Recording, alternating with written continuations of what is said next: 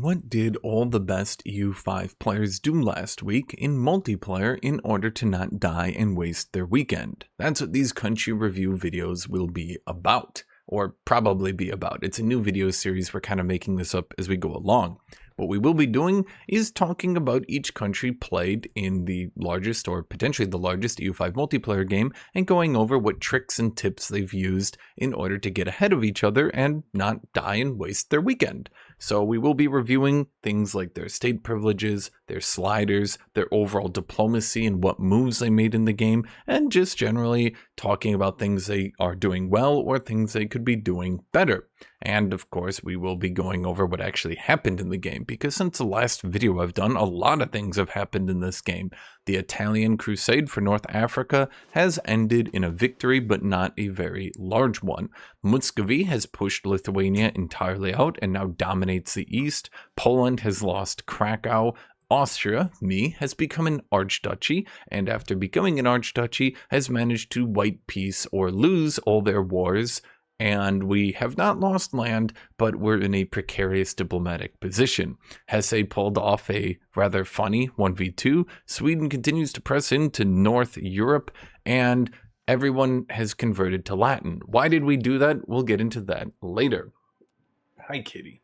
So, we will be going through all the different countries being played in order of their roster. That includes Italy, Western Europe, Central Europe, North Africa, Northern Europe / Germany, Eastern Europe, and the Middle East. I won't be going over what's happening in Asia because I'm not, frankly, in Asia and there's not that much interesting things going on here. So the first country we'll be talking about is Two Sicilies. Two Sicilies is played by Silent Legion. Silent Legion is a very knowledgeable player who loves to delve into the game files, and if you watched our video last week, you would know he was trying to take over North Africa. Not only did his war for North Africa work, and he got the Tunisian province, but he also seems to have gained all the land from the other Italians. We'll talk about that after we get to Genoa. His maritime control continues to go up, and his proximity is absolutely fantastic. So what is he doing so good? Well, number one, he did notice when we had just started playing the game that if you took over Rome, that you would have enough cardinals to make the Western Schism target you instead of France, which meant that he got all the Schism gold, which was an insane amount of wealth generation. In addition, by never actually giving out any cardinals and never doing anything, it shut down the entire situation, and it was active for a freakishly long time, giving him a lot of money. This has enabled him to conquer a lot of land, to set up a lot, and to get his income pretty high up there for 1433. Now, of course, we have been playing this game for over a month now. A lot of these strategies have been outdated. Some people have gotten much better at the game since then, and we've had to deal with people learning the game sometimes as they play. Although a lot of people, obviously, everyone's trying to prepare as best they can.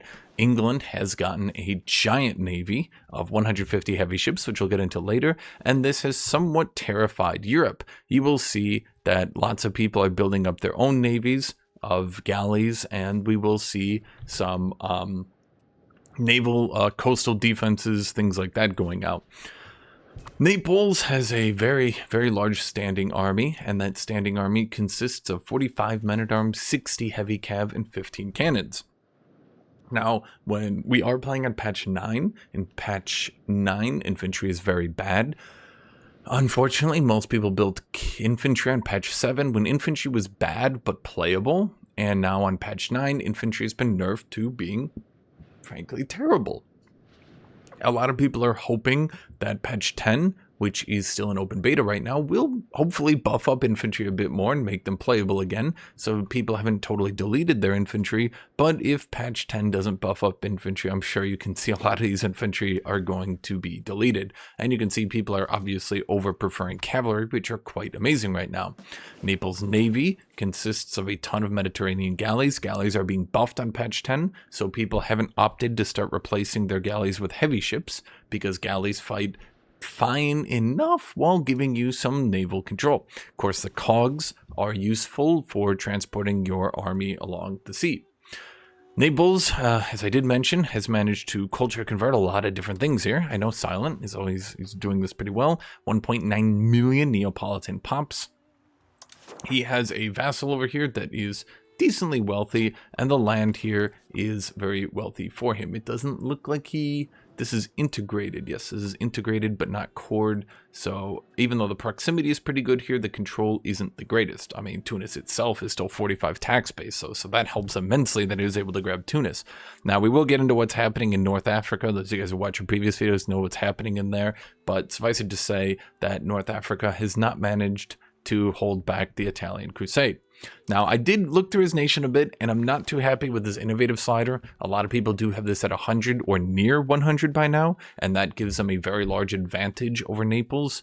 I know Silent, and I know that he knows what to do with innovative, but he just hasn't bothered to get around to it. I'm not sure why that is, but we do see the pretty typical near 100 communalism to manage your different privileges, and what people do is they use that 100 communalism to be able to pull off privileges. Being nerfed in patch 10 but not nerfed now is spamming fiefdoms while you are in a personal union, and by doing that the fiefdoms improve your rulers, and by improving your rulers you can get them to 100 100 100 stats. That of course is being removed next patch, thankfully, so that we don't have people sitting in PUs with each other spamming fiefdoms in order to get absolutely perfect rulers, and that is obviously immensely benefiting Naples.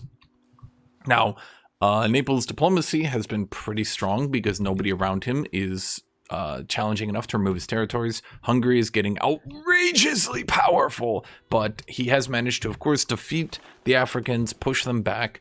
Tunis is just, I mean, without their capital, they're sinking into the earth. They're just dying. And frankly, the Hausa Empire player, which we'll get into later, has tried, but it's a bit difficult to play from Africa. But there are some things that are to his advantage. I have not seen anything he's done particularly bad, but I do like to critique him. So I looked very specifically, and I did notice that right here, this is 82 proximity. But these tiles over here are at 51 and 47. So had he happened to build a road here and here, oh, he doesn't even have enough sand. Everybody's used all their sand. I was thinking everybody's used their sand for some various nefarious reasons. It's actually pretty obvious what's going on with the sand once you check, by the way. Sand is being used for leather, and so a lot of people are actually running into sand shortages because no one's bothered to build up their sand economy. In fact, you can actually see that happening across the entire map as everybody suddenly needs sand and nobody has enough sand. It's a terrible trade, good worth nothing, so no one wants to be the one to build it. Everybody just wants to import it. But he could build roads to here and here, which would give him more proximity. He didn't do that. It's obviously a huge mistake, and frankly, I'm embarrassed to even look at this country right now. Other than that, it's a pretty strong played game. We have our clergy at 112% satisfaction. I probably won't talk about that too much. It's a pretty typical thing in order to get your monthly research progress to insane numbers. Now, lots of people have also gone and changed their court language to Latin. Since everybody has changed their court language to Latin, it has completely overwhelmed the liturgical strength of all the other languages, giving us, the Christians, 0.2 technology spread, and making all the other religions have significantly lower technology spread. The Mamluks went down from being at 0.2 to now they're 0.1. Despite that, the Mamluks have amazing research progress, but they did get hit by this. Almost all the Europeans have moved to the Latin court language. There doesn't seem to actually be any downside here. You could say that there is a language of pleading, but what a lot of people are doing is moving then their language of pleading to either court language to push more serfdom or common language to push more free subjects. So frankly, having language of pleading is just a buff. In addition to that, when you have this very, very, very powerful language, very powerful court language, it helps out your nobility with 5% satisfaction.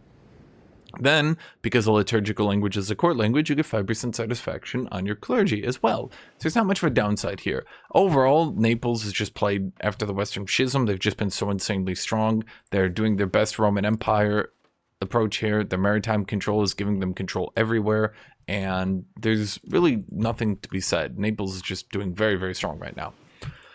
Tuscany, of course, formed out of Florence and was the weakest of the Italians, but what Florence does have going for them is outrageously good advancements for making money. In particular is the this one right here, the Fiorno d'Oro, which gives you tax efficiency 10% and expected cost of court by 1% reduction. In addition, Florence has opted to get all the tax efficiency in the world and now has 42% tax efficiency, which is a lot. So Florence now makes, frankly, a lot of money. And for being a nation who is not a very large nation, is just fabulously wealthy, one of the wealthiest nations in the game. We can see here, if we adjust this, Naples is making 350, and Tuscany over here is making 308. So pretty good for a nation that size. Despite that, due to republics being pretty overpowered, the levy combat efficiency is pretty low, and the discipline here is pretty low because they haven't gotten the aristocratic. So, for example, two Sicilies currently has 15 discipline, and Tuscany has a mere 7 discipline. That's a problem with republics. They're pretty weak right now, but Tuscany does get the peasant republic reform, which helps them become very free. And by using this free subjects thing here, they've managed to get a lot of prosperity. Now that prosperity is translating into pop growth, but not translating maybe the best into their pop growth. They're still sitting here at 800. Naples is 1700. But of course, Naples has nearly 5 million pops. So as you can imagine, growing at, I'm going to call it 2/5 their rate while being well under half their populations, I mean, it's a pretty good one, right? Not much more to say on Tuscany. They did not get any land in North Africa despite landing. They did fight the Spanish. We will talk about that when we get to Genoa and England. And Tuscany themselves have just opted to taking the rest of North Italy, while Genoa pushed out navally. Not much more to say than that. We have a very... Wait, I'm on Genoa right now. On Florence, Tuscany, we have the 100 innovative, which I'd like to see. We're all the way up here to 84 centralization. They are doing a land focus. They don't seem to be trying to get naval control, which I'm not too keen on that one, but what are you going to do? We are a very capital economy, so a lot of people are pushing out of traditional economy to capital economy. That's because the trade income versus tax base is becoming more and more heavy on the trade income, and the percentage of peasants is going down, and the percentage of burghers is going up. So lots of people are losing that traditional economy, going capital economy, and nations like Tuscany just have an advantage on that one. Genoa, like Naples, has a disappointing amount of innovative. If he puts his cabinet on that, he can get his innovative all the way up to 70. And he could also get it up higher by just, well, let's see, we could do, that one's not very good. But up next stage, we've got the Black Chambers, or they could have done a National Assembly's government reform. If they did this one and this one, that would bring them up from 0.5 to 0.7. Then they could put their cabinet on it, get it to maybe 0.9, get to 90 innovative. That would be pretty good. Alternatively, if they'd gotten their communalism to 100, it's a very common tactic to get your communalism to 100 pretty early in the game, because that gives you estate satisfaction and revoke privilege cost and makes people not really join rebellions anymore. And so with the revoke privilege cost all the way to negative 50%, combine that with the age 2, I think negative 5%, you can revoke privileges. So one thing that Genoa can't do, unfortunately, is he can't revoke religious literacy rights. If he could get his nation very easily to 100 innovative, and that's what I like talking about. You can see lots of people on that no censorship law right now. Now, what Genoa has done is we can see the Genoese galleys, which will finally be power creeped into age 2. He does seem to have tried to get some heavy ships. Now, heavy ships are, of course, in the version 10, they are buffing galleys and nerfing heavy ships a bit.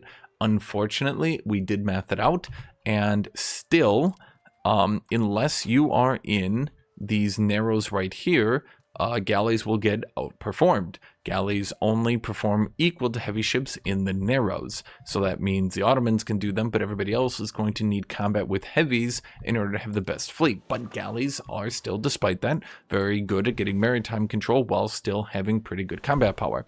So we're seeing Genoa start to get out that heavy fleet. Now that was also likely because he did fight Spain. In fact, you can see that here. You might have noticed that Genoa and England fought against Spain here.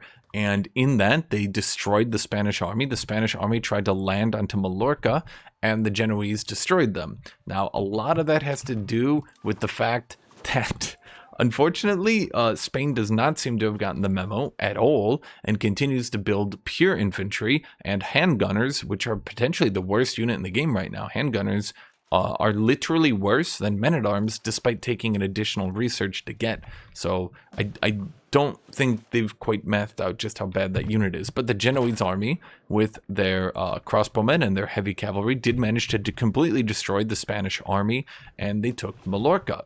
Was that a good idea?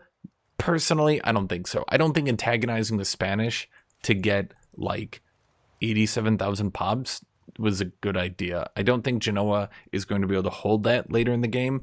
And I think in particular, now they're completely dependent on England to maintain control over it, because with 76 Castilian heavy ships, which have 15 heavy combat power, that will absolutely blow through Genoa, and there is no hope whatsoever of Genoa even possibly holding on to those islands. So it was a bit of an ambitious play, but in my opinion, not exactly a great play. Other than that, after Tuscany showed that republics can do the mandatory clerical donations, a lot of people have started to do this. Now, Genoa doesn't look like they're making too much money right now. They are making 268. They actually make a lot more than that, and that is because they accidentally pissed off the nobility a little bit too much. They did a little bit too much pissing off the nobility, and all I really need to do here is get... I don't know. It doesn't matter which one of these I get. Let's just go with... I don't know why I'm spending so much time looking at this. Monetary fiefs. Okay, let's just go with that one. Then you can see we should be able to tax the nobles here. Now, he was going for the trick where he keeps the nobles at 1% happiness, so that he can actually tax them, because if you keep them at least 1% happiness, he can tax them. Yeah, and so he makes a good chunk of money by doing that. Overall, he's the poorest of the Italians. He is a merchant republic, and I have suggested some very lucrative trade deals for him. We might see that in the next session. There are a lot of trades he can do. He has been hurt here, unfortunately, because he was embargoed by Tunis, who controlled a lot of the goods that he was importing. Morocco, who shockingly embargoed a lot of the goods that he was using. And then I think, did he even get, let's see, there's buildings, blocks, supporting loyalists. Did he get embargoed? Granting trade access, supporting military, blocking, blah, blah, blah, blah, blah. I think he got embargoed by Spain as well. I can't remember on that one. And so because he lost a lot of these trade deals, so to be fair, I mean, he did help invade North Africa. He did then get embargoed by North Africa, so that was a bit odd. After the last session of the last country review, I did say how many mistakes he was making with his country management. What he did do to get his economy to be this high was he sold off his Sardinian lands, and he sold off his North African lands to Sicilies, who's way richer than him. And he sold those off, and he used that to build up his country a lot. Then he's got Milan, which he's building up a lot as well. So despite only being 1.4 million, he does have 900,000 in Milan. I think he intends to sit Milan as a permanent vassal, and he's just going to build it up and use it to control the land and just make him a lot more money. He very much seems to like being a merchant republic, and he very much does seem to like making a lot of money and doing trades. So I have brokered deals here to next session. Hopefully we see some really funny trades going on that he can use. Now in Western Europe, of course, we have the Netherlands, which is going to take us into the Great Hessian War. Netherlands and Wartenberg tried to fight Hesse, and it did not go well for them. Hesse managed to actually win that war, and you can see just how catastrophic the casualties were for the Wartenberg side. Even though it's only a little divot, we can see that their casualties, they took a lot of casualties. They actually straight up won the war in its entirety. Now, I did join it, and I'll explain why I joined it when I get to my country, but that means that the Netherlands couldn't actually advance further off the coast. They do own this entire coastal territory, which does seem to make them natural enemies of Sweden, natural enemies of Hesse, and potentially natural enemies of Bohemia, who doesn't want to see a very, very, very powerful Netherlands form. But This was formerly Flanders. He has gone with a 100 decentralized play. He doesn't intend to eat his vassals at any reasonable rate. We can see a very high innovation, 100 spiritualist, 100 aristocracy. Now, the reason aristocracy is going so hard, by the way, is because, frankly, aristocracy is a bit OP compared to plutocracy. Now, aristocracy does get 2 nerfs, which has scared some people, because plutocracy gets 3 buffs, 1 nerf. Aristocracy gets 2 buffs, 2 nerfs. So you might think, well, it's weaker. Well, obviously, discipline is one of the best stats you can get in the game, but you see this possible nobles in towns and cities compared to this expected cost to court. Your court costs you money in order to raise your legitimacy. But what do nobles do? That's right. Nobles give you legitimacy. So as we can see here, he gets 0.42 legitimacy from his nobles, which means that he pays significantly less for his cost of court.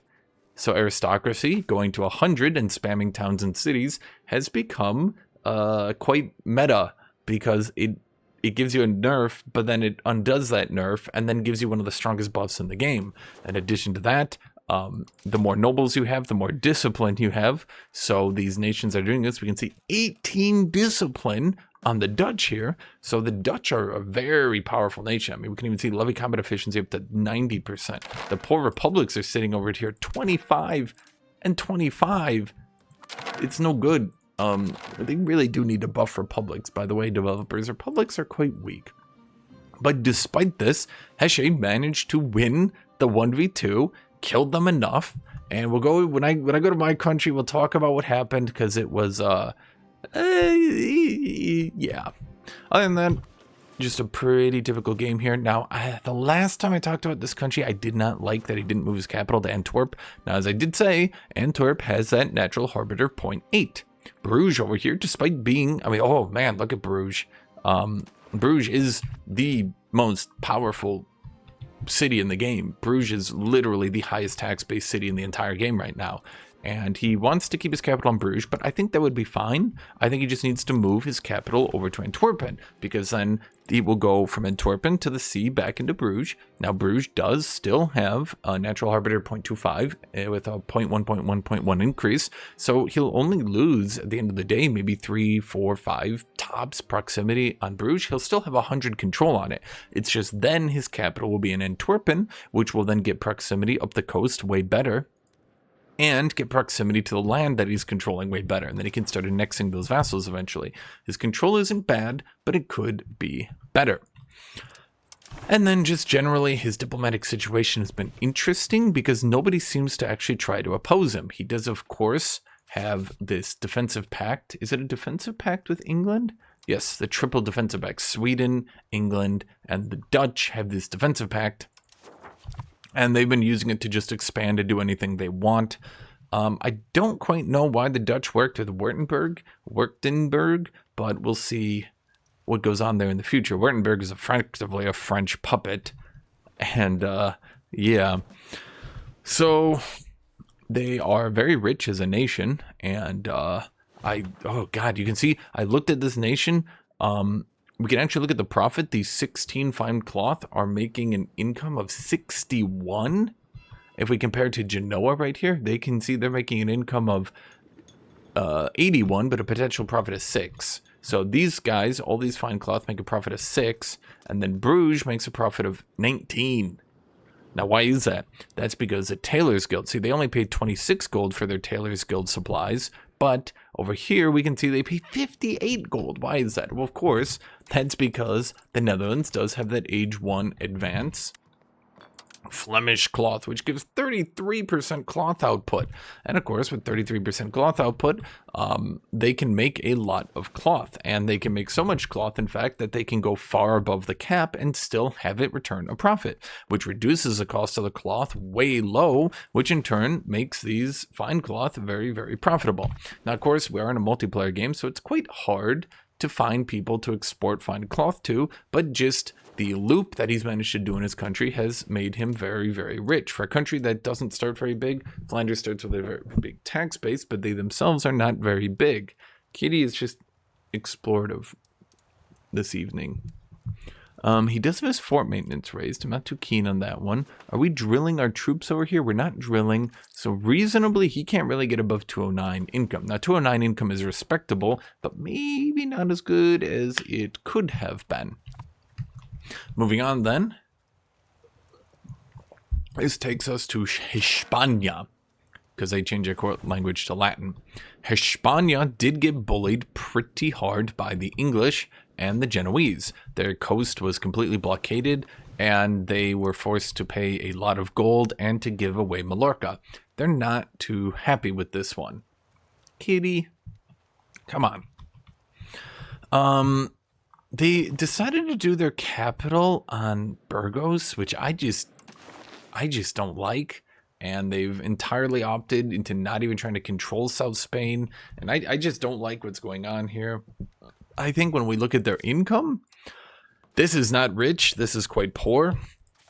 When we look at their roads, they're missing several roads that they should have been making over here by now. I know roads take a while to return their profit, but the thing is, you can even see that his burghers are starting to build roads because they're getting so frustrated with the situation that they're just going, fine, I'll do it myself. And, yeah, Spain needs more roads. It is kind of a recurring pattern here where he doesn't build roads to these provinces because they're not making money, but they're not making money because he doesn't build roads, and he doesn't build roads because they're not making money, and they're not making money because he doesn't build roads. And it's just a very bad time to be in. He has, of course, been bullied pretty hard here by Spain.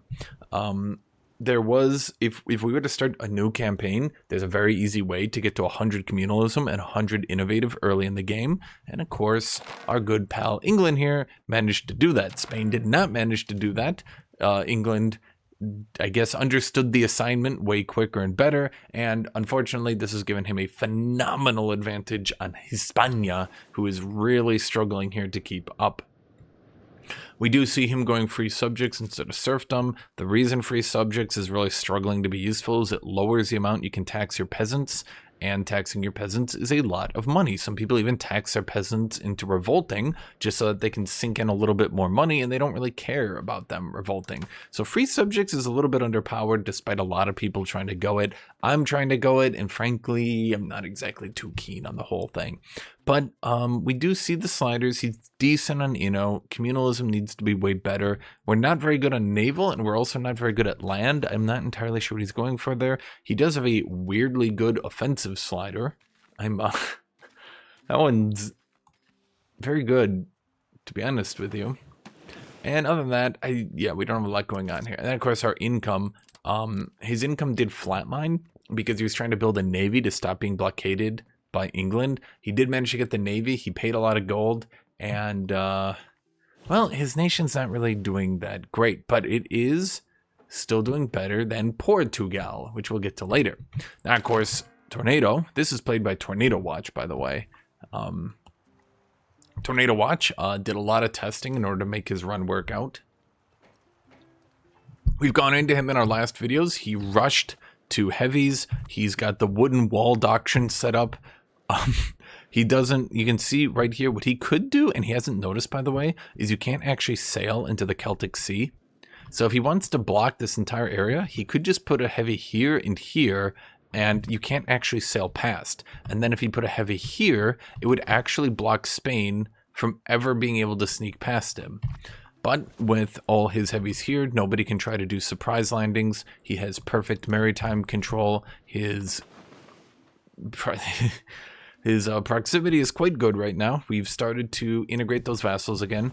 And I think, has he started to get his roads? Nope, of course not. He hates roads. Show roads to jump scare Tornado Watch. Now, I do wonder if he did bridges, though. Did you at least do bridges? Okay, you did. You at least got bridges.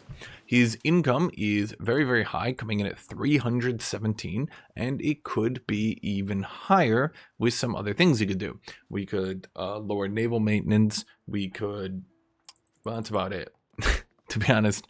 Now, what he did do is, of course, the absolute max onto serfdom. And as I mentioned, when you absolute max onto serfdom, you can tax your peasants a lot. And then when you tax your peasants a lot, you just give them a bunch of privileges, you can keep them generally tame and not rebelling. In fact, if we look over here, after the queue of 900 Gorbillion heavy ships and all that, the peasants aren't even trying to revolt anymore. In fact, he's just got them totally under control. So this absolutely massive tax to death on his peasants, in combination with just, I believe he just put a town everywhere. Yeah, we got towns on the entire coast, which Spain has tried to start doing, but is not nearly close. I think this matchup is pretty much done, to be honest. I think England just wins this one, 100%. And we can see with all these heavies coming out that, I mean, even if the Spanish heavies had higher quality, and they do have higher quality, but it just won't really matter that much because, frankly, they would have to, I mean, they could maybe in age 3 sink English heavies 2-1, but even at 2-1, it doesn't look like they'll be able to even get to 2-1 anymore. And the strain on their economy is much higher than the strain on the English economy. Overall, just serfdom is very, very strong right now. And yeah, I mean, you can see his setup right here is absolutely wonderful. Now, as I did mention earlier, a lot of people are starting to bleed out of that traditional economy. It's going to hurt because they're going to lose all these bonuses as they bleed out of it. And frankly, building cost is not really that important. You can easily get through the building cost and build buildings anyway, so it's not that big of a deal. But as we continue to have trade income and tax base high, as we continue to get more burghers, as we continue to bleed down peasants, he will eventually start pushing to capital economy and lose all these buffs for now. Capital economy is better in the long run, but the entire time this is bleeding down, he's going to lose buffs and not get any buffs until he gets up into capital economy. So that'll be his issue. But other than that, these sliders are really high, very well done. He's got the most phenomenal navy in the world right now, and no one can really challenge him. So yeah, this takes us to Francia. Now France is not as strong as you might hope with a mere 287 income. They do have a very, very big army with 78 heavy cav, but they do not have much quality for that army. Our discipline is up here at 14. I do believe the English discipline is at 14 as well, so they are equal to the English in that regard. I should mention, by the way, because England spammed so many nobles, they are now getting 0.48 legitimacy from their nobles, and they do have the Anglican Parliament. They did go with nobility electorate, and he is strengthening his government. Now, the reason he's strengthening his government here is because of a little trick. Now, I do see this slider right here. Does he need to pay for 1.92 legitimacy? No, of course not. In fact, he could drag this all the way down here and not pay for much legitimacy at all. In fact, this would break even. All he needs to do is break even. So once he gets to 100 legitimacy, it'll go all the way down here, meaning that yes, England would be generating 436 gold. I forgot about this little trick he did. Now, this is, of course, due to aristocracy stacking, due to town stacking, due to noble stacking. It does get very strong. I'm not sure what they can do about it because, like, if they nerf it, it's going to hurt the smaller nations a lot that haven't town spammed. But clearly, I think there's a bit of an issue. What they could maybe do, I'm just hypotheticalizing, they could make it possible nobles just 5. So instead of 10, it's 5, but it's everywhere. And then plutocracy is burghers in towns and city 100. I don't know. I'm just spitballing right now. At either rate, he's using this strategy right now. And of course, he did convert to Lollard. And by converting to Lollard, he got that max literacy, 10%. We did get possible clerics, tax efficiency, and we did get proximity cost as well. So that's pretty strong. In addition, Lollard has 10 literacy to begin with. So if we do look at this literacy map mode, and I do want to show you guys this. England is quite literate compared to the rest of the world. Now, of course, Bohemia with their university spam and all that spam over here. Bohemia is more literate in their towns, but England is literate everywhere due to Lollard. So very strong strategy out of him to, I guess, I've noticed all this stuff before other people did. Now going down to France. France has opted since last session to do the Mega Aquitaine strat. He used a lot of money to build up Aquitaine and get them to be quite rich because he couldn't really control the people down here anyway. Aquitaine is now in a very good position and has a ton of control. Aquitaine, if we do play in patch 10, if they do patch all that, Aquitaine has 41,000 levies, and they are recruiting more and more regulars as time goes on. So you combine that with the 120,000 levies of France, should they get matchlock levies next age, in age 3, this will be an almost unbeatable tidal wave of peasants coming out of France. I'm not sure who could prevent that. But of course, our issue here is money. They just do not make the same money as other people. We could lower the diplomatic spending, and that would help a little bit, for sure. You know, that math don't math. I guess at some point, vassals become too disloyal and stop paying you. Yeah, it seems to be happening right about here. Actually, I'm not sure what is happening. There's something screwy going on here. At either rate, what is happening here?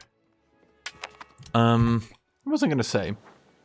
Blah, blah, blah, blah, blah. He's getting money out of his vassals. Once he does annex them, he is annexing them a lot. And because he's annexing all of them, he'll soon be able to stop paying for that Diplo slider once this all gets completed. And then that will just make him a solid 150 gold. That will put him slightly ahead of England. Ooh, horrible mistake. He could tone this up by 1. Horrible mistake. Basically unplayable right now. France has, of course, eroded everything. Everything is a road. Beautiful. Love to see it. No real issue in France other than the lack of economy, but the manpower right here is very, very high. It's 646. Hungary is absolutely fabulously wealthy as they are, actually has less manpower than France. Bohemia does as well, so France is the most manpower nation in the game. Now what France has done to avoid the English blockade setup, if you want to call it that, is France has started to get these coastal forts everywhere. Coastal forts give hostile naval attrition, and we can see, am I able to click this? Here, let's look at coastal forts. We've seen that France, also, who got bullied by England, has now managed to set up coastal forts on all their, well, coast, because that'll give hostile naval attrition, which in turn will mean that England will no longer be able to blockade them. England used their navy to blockade everybody. It was, well, the Iberians didn't like it. Seems like the French didn't either, considering they set up all those coastal forts, eh? Not much to say other than France. They did get involved in the Austrian War. We'll talk about that when we talk about Austria and how amazing I am. Portugal got bullied. I think you probably put this together in your head. While England was blockading Hispania, they blockaded Portugal completely, in addition with Genoa. And Castile, despite Portugal's pleas, was refusing to give up in the war.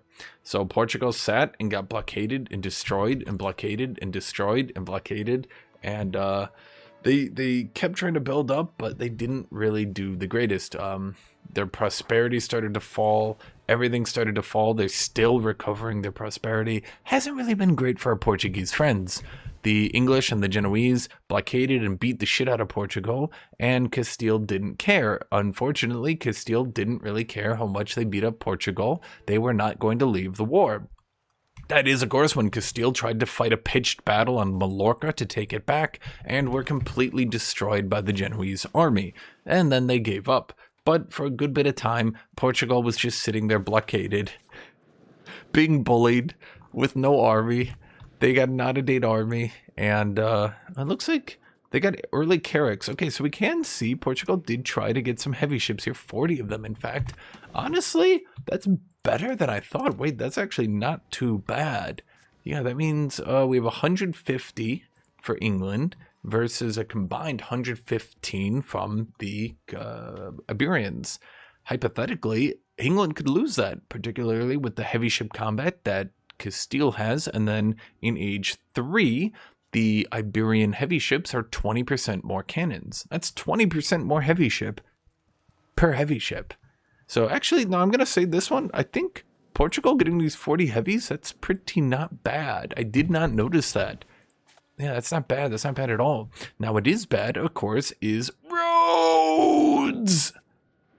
I meant to click that while I did. Roads! Build roads! So, once again, we can see that the Iberians here are united in telling the entire rest of the world, yes, you are wrong, roads are worthless. Now, of course, roads are not worthless. They're quite good, in fact, and if Portugal had more of them, they would be doing better. The only reason that these provinces don't look good is because you haven't built roads to them. Although this one does actually look like it has a road, but this one, no road. The problem is, you can see that their proximity completely eradicates as they go into the countryside, something that roads would very easily be able to fix. Although it does look like over here we do have a decent chunk of roads. This one, we could get more proximity on that marble. This one, we could get more proximity on that marble. This one, it's just wheat, but it's still good. This one could be good. Wool is very worthwhile, so getting proximity there would be good. Olives, sure. Beeswax is always good. Wool is good. And livestock, that's just food. So roads, please. So far as sliders, well, these are not the greatest sliders I've ever seen in my life. These could definitely be a bit better. I'm wondering if did France get to, nope. France's traditional economy, but yeah, we can see they're going to start pushing down. So it's going to impact them as time goes on. And not too great on land. Not too great. Oh, 100 centralization. Well, 97, but still pretty good, right? So France is very centralized, very aristocracyized, but they seem to have pushed out of serfdom and gone for free subjects. Now, the only argument I've heard for that is food is going to start getting more and more difficult to prepare, and because monthly prosperity gives you, well, prosperity, and because you have peasant food consumption reduction instead of increase, it helps you maintain your food a lot more. And of course, I do believe, yes, prosperity gives development growth, which will help you out a little bit into the long term. But as we can see here, the nations with super high prosperity from free peoples, this is Italy, and Italy already starts with a pretty good development. The other nations that have gone free people are me. You can see it's kind of hard to develop, well, mountains. Is France... Well, France isn't really anything, so this leaves us with Portugal and Hispania, who have gone free subjects, and it's a bit hard to really know how valuable this development has been. Certainly not useless, but I'm not really entirely sure how valuable it's been. Overall, Portugal's probably had a rough time of it.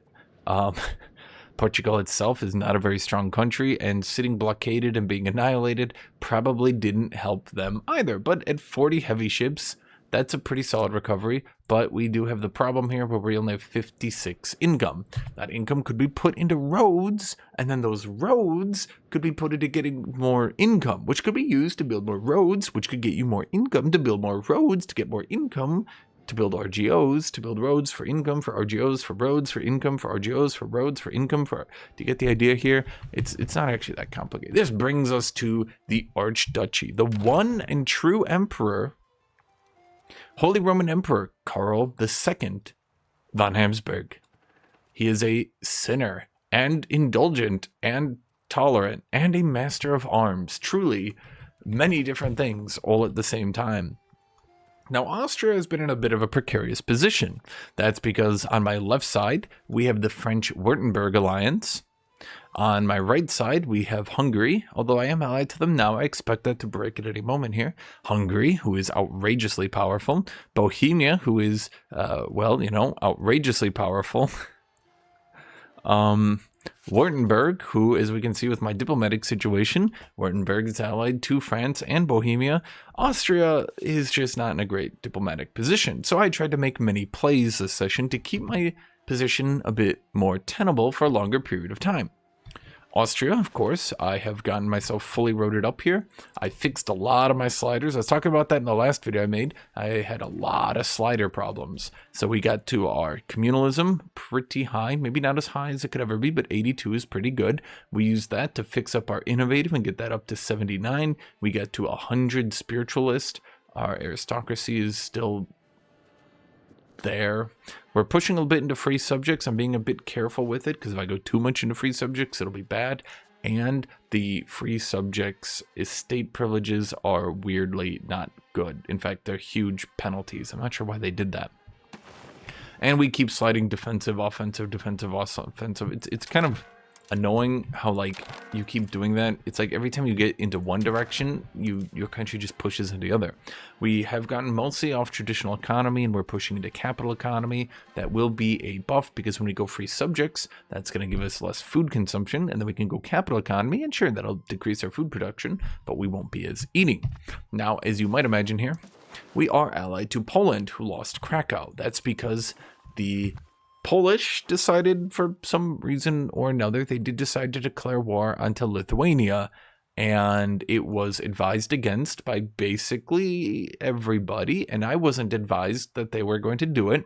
However, a bad play it was, and it was a bad play. Bohemia joined against them, and it was Poland against Lithuania and Bohemia. This doesn't leave me a lot of options, realistically speaking.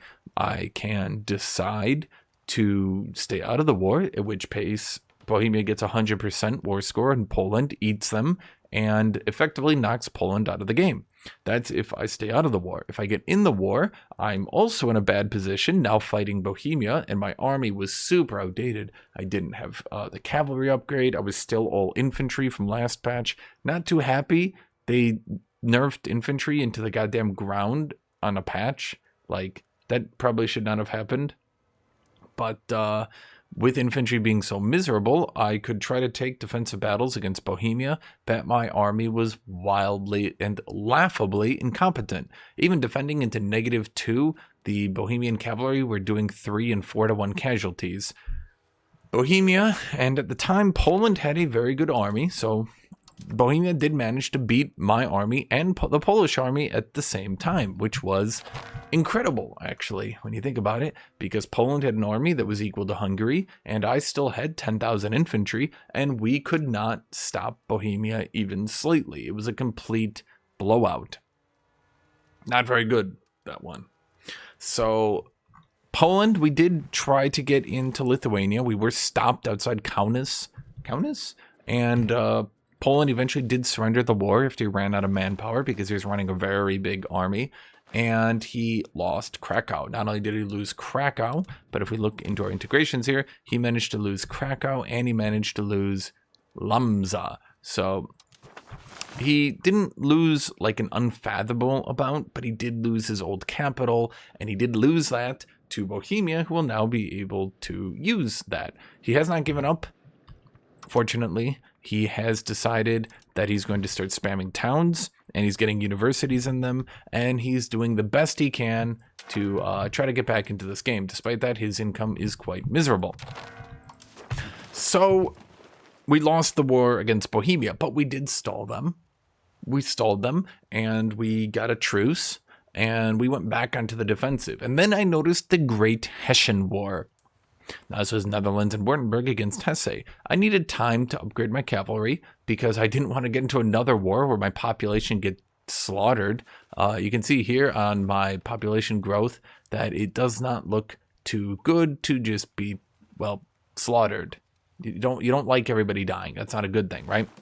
And so I needed time to build up my cavalry, and I told Hesse, because he was being attacked by Wartenberg and, unfortunately, the Netherlands. Now, the problem here is when we look at this diplomatic map mode, we can see Wartenberg, who's a French puppet, Bohemia, who's been trying to kill me, and now the Netherlands are attacking Hesse. In my opinion, from my perspective, this was an obvious play where I should run in there and try to defend Hesse.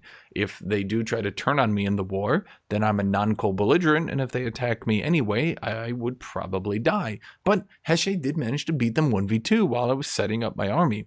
Once I did set up my army, and the mighty Austrian army ran in there.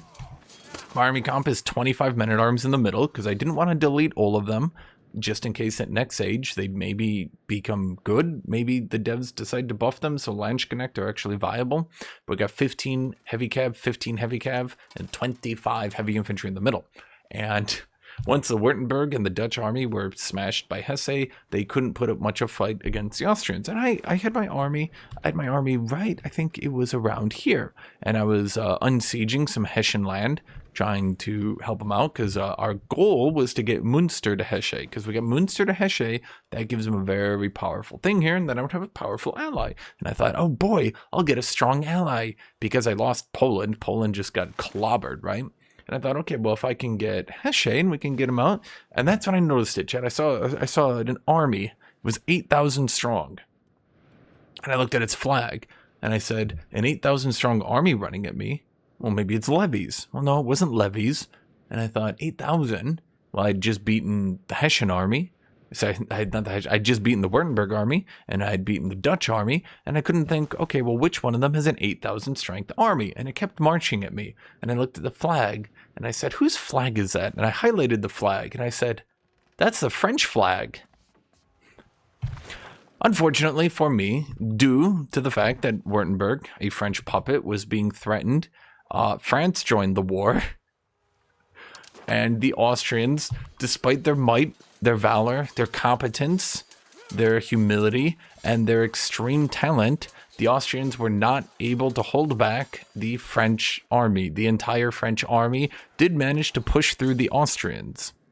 Now, we did have the war score to stab hit, but Hesse immediately, upon seeing the French army, panicked and offered a white peace, or was offered a white peace. I wasn't exactly privileged to that information. And we left the war. So the Austrian army, at this point in time, had managed to fight the #1 power in the world and the #2 power in the world. And although we had not won either engagement, we managed to not lose one of them, and we managed to not lose land in the other one. So I think this is a supreme victory for Austria. That was basically our best case scenario. And look at these Austrian knights. Look how cool they are. Just look at that. Look how cool they are. So Austria has managed to fight this entire session without getting destroyed. On the home front, we, of course, as you might notice a few things, we did a couple things that were very strong. Number one, we continue to do our city project where we build a lot of cities. And then after we build a lot of cities, we put Panlak canals on them. We have another city here, Muden. Which one's Muden? This guy. We have this guy, 30,000 pops, so we can pop that into a city. Then we'll do Ischl into a city. Now I'm doing those because they're close to Linz, although we can't Panlak canal them. They should be strong because they're pretty close. We then also did what I like to call the mass food projects, being that we are in control of Bavaria and the vast farmlands of Bavaria. I thought, why don't I just get a lot of granaries? Granaries were buffed on this patch, and I got every single granary that I could possibly get my hands on.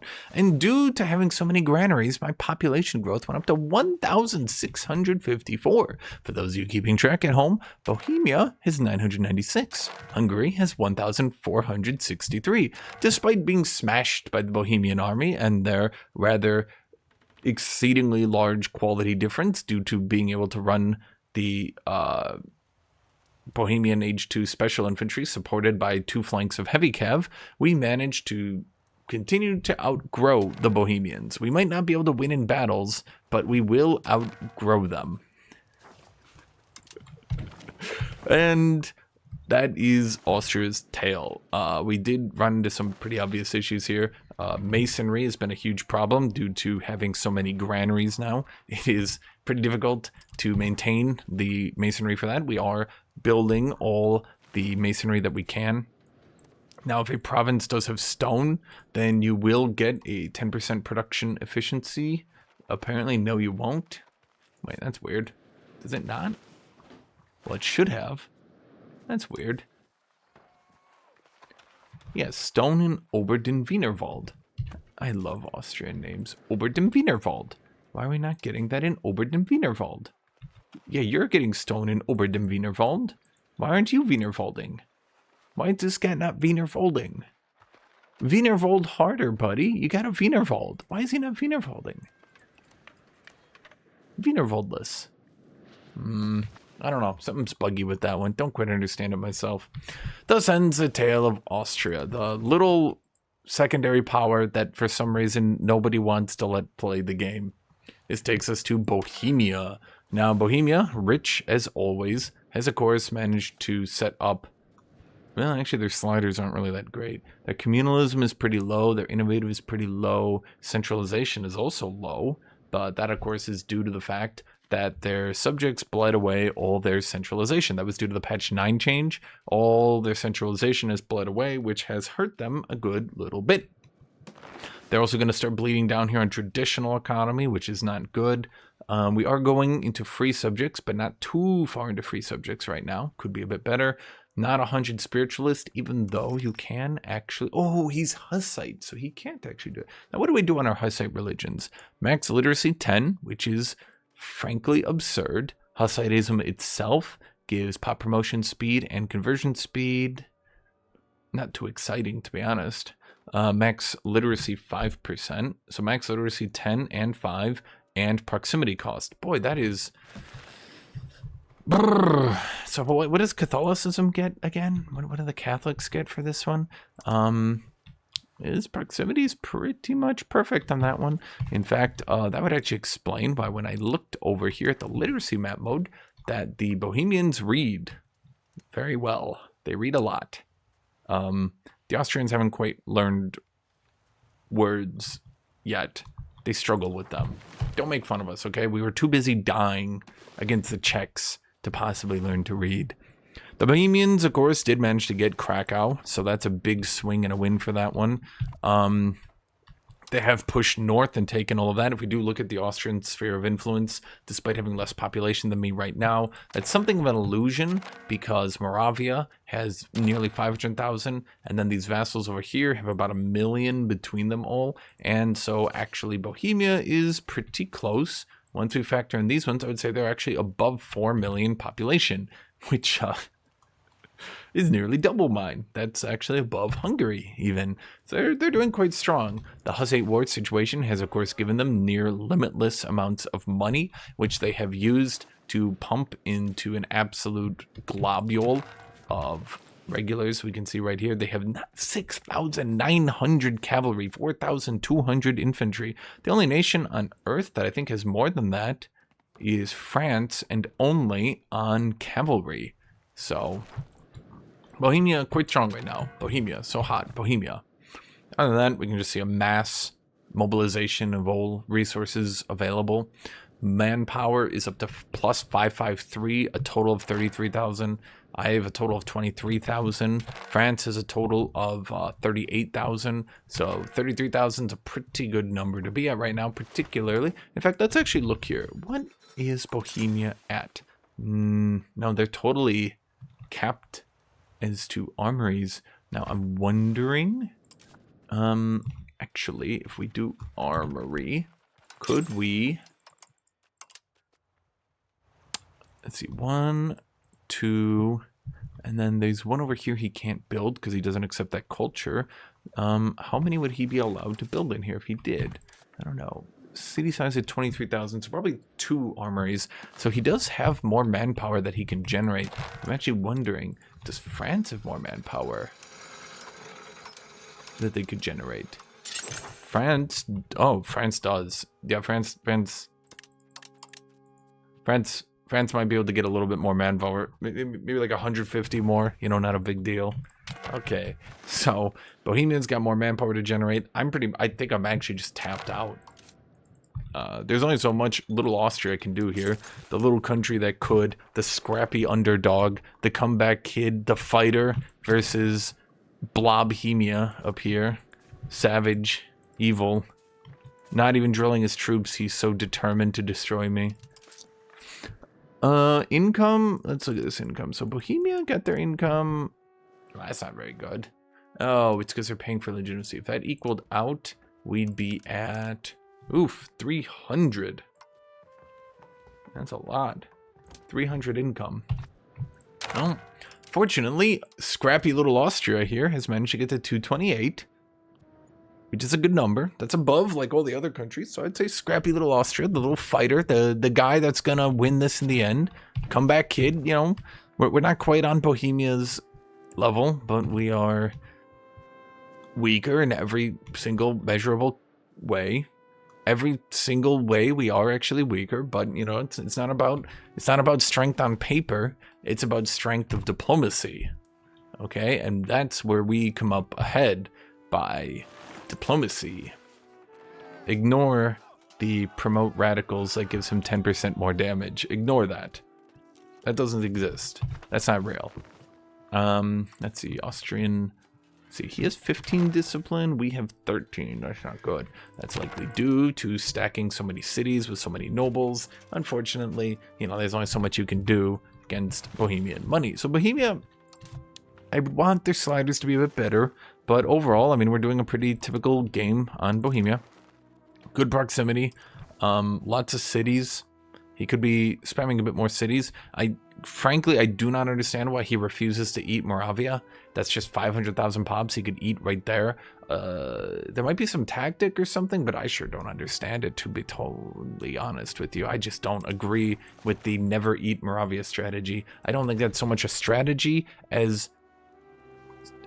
I mean, frankly, I just don't think that's a good idea. I don't understand it. Just eat Moravia and then you have 500,000 pops and you're good to go. I mean, are they paying you?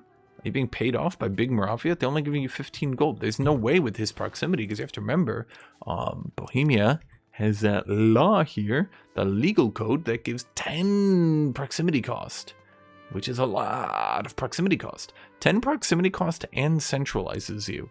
Boy, that's strong. This takes us to our good scrappy pal, Poland. He went for the play on Lithuania, and he was punished by losing Krakow. Overall, his tax base does seem to have dunked a little bit.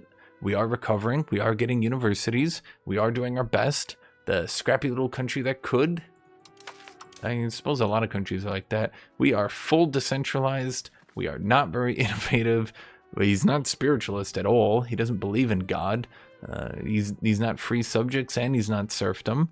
He's traditional economy, but it's bleeding down, and he's not very communal. So these sliders leave a little bit to be hoped for. So far as actual income, not great on the income either. Now, Poland is trying to hold on to their army, despite the fact they have 74 heavy cav, despite the fact that they have no hope of ever actually reinforcing these. Now, I'm going to imagine he must be getting Hungarian money or something, or else why would he be trying to do this still? He could build some armories, and he could try to use the armories to get his manpower back, so at the very least he could reinforce his army. For now, it's probably fine, but I think I would try to save some money for now. I would try to save some money by maybe combining some of these. You know, maybe just consolidate them down to size here.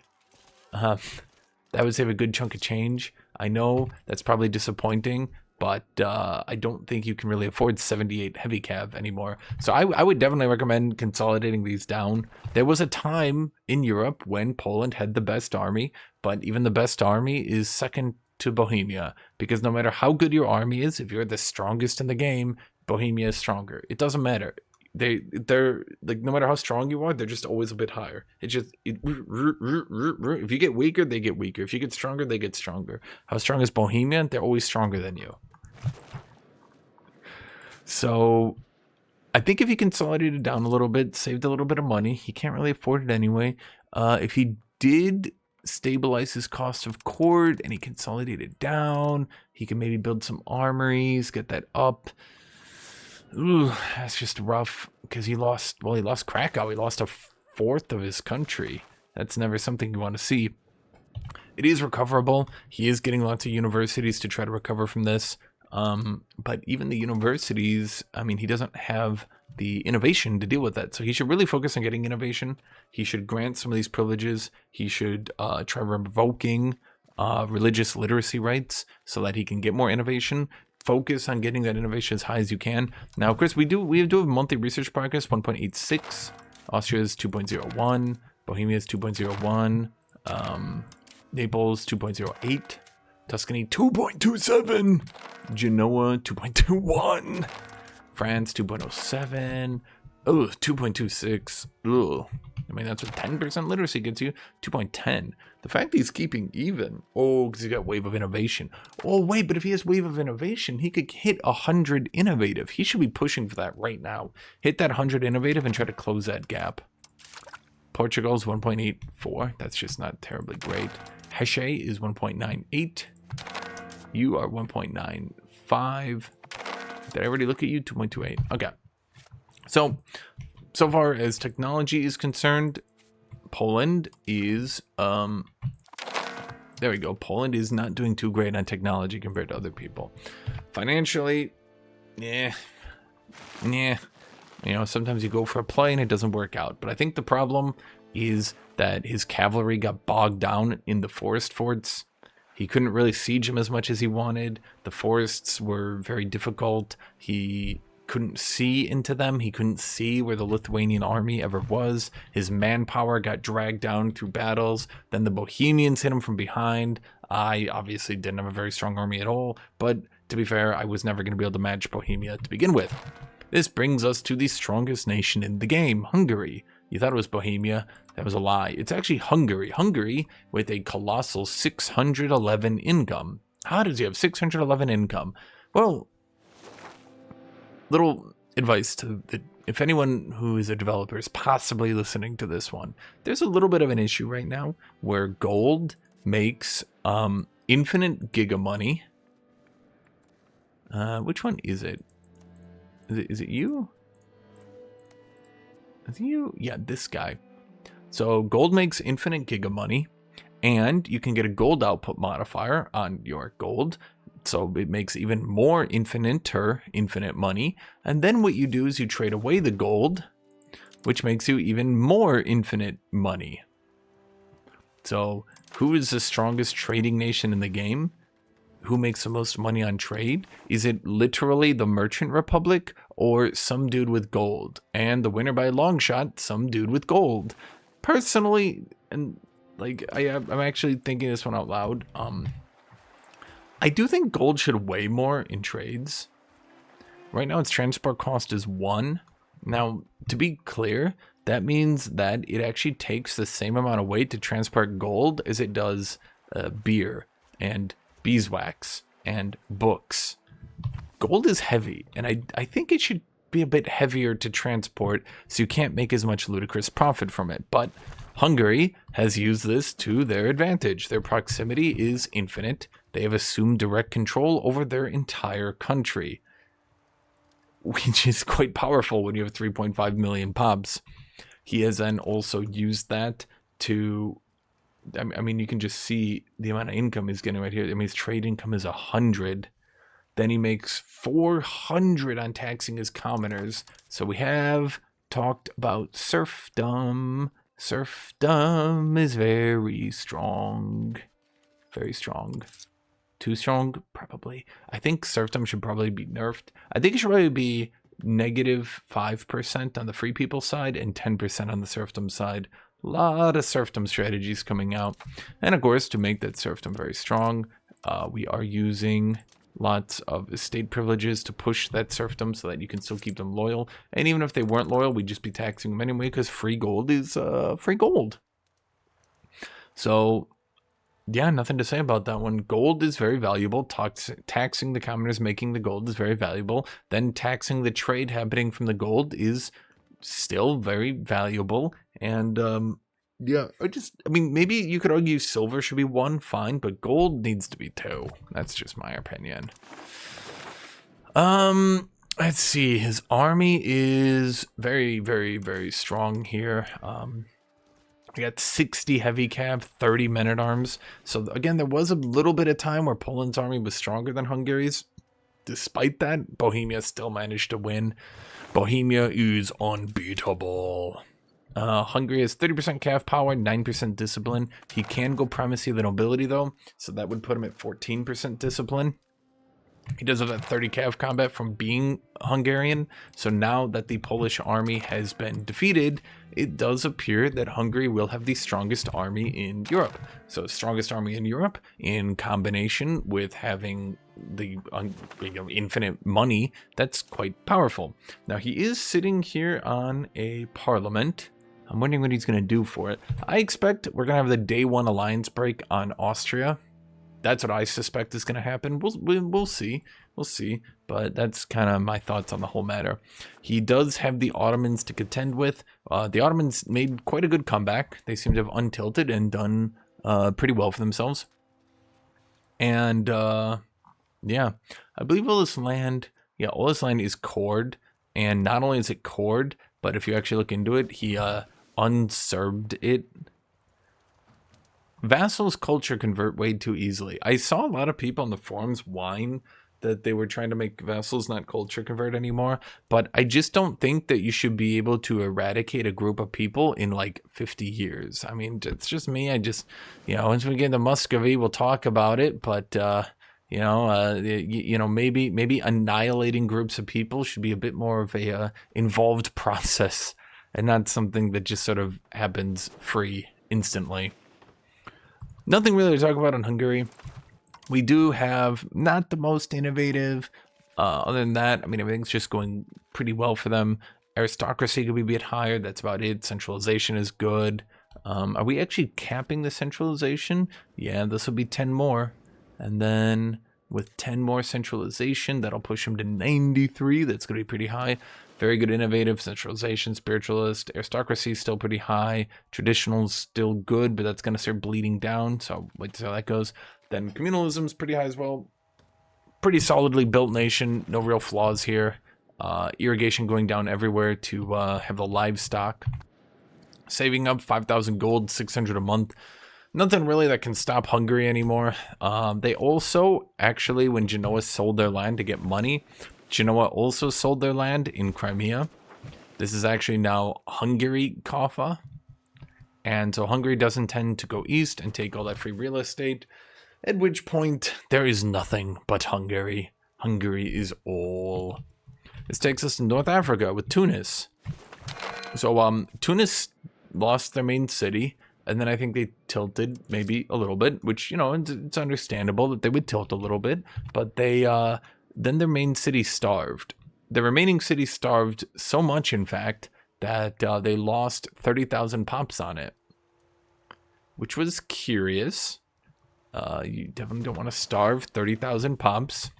Not much more to say on Tunis. They did get, attacked by the entirety of Italy. There wasn't really a whole lot they could do about that one. Unfortunately, they had to fight Castile. Then they had to fight the Hausa Empire. Then they had to fight the Italians twice, so they're not looking too hot right now.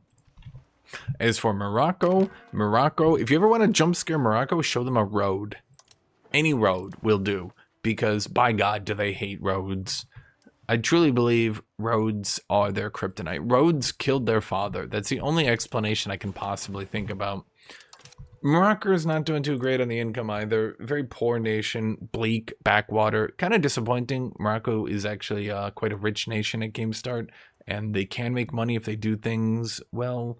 But for now, they're, not managing to do it well. Of course, they did get war. They got, I'm wondering why they're not doing this, though. And you want to tax the commoners, yes. Are you doing serfdom commoners? Yes, you are as well.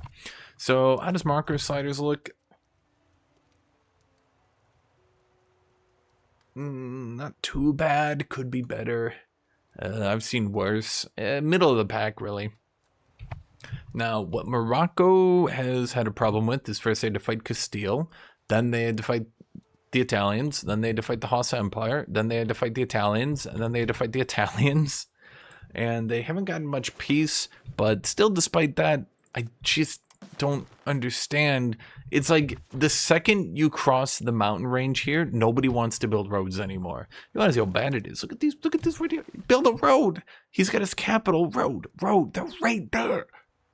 They're road there. Ugh. Okay, so this takes us finally to Germany. Now, despite the odds, Hesse managed to become the little nation that could, and they beat, as I did mention, they beat Netherlands and Wartenberg 1v2. I believe there's some miscommunications going on. Both of them blamed the other one, and both of them were pretty unhappy with that war, but Hesse managed to live.